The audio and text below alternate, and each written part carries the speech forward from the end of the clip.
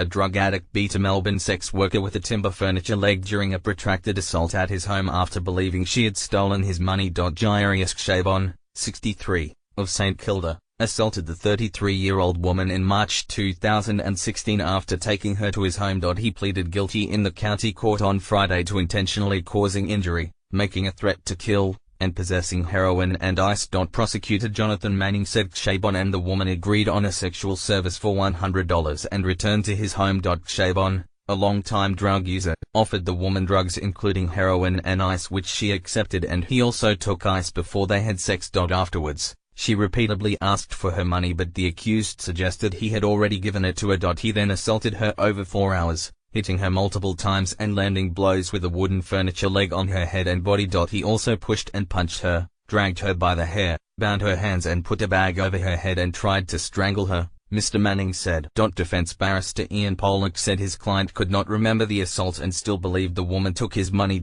He said Chabon and the woman were heavily drug-affected during the ordeal. It's a pretty tawdry scene Mr. Chabon has been involved in for a long time, he said. Judge Mark Taft said the sex worker was vulnerable and clearly felt terror during the sustained attack. That terror is reflected in her immediate attendance at a crisis center and her manifestly distressed state, he said. Judge Taft will sentence Chabon on a date to be fixed.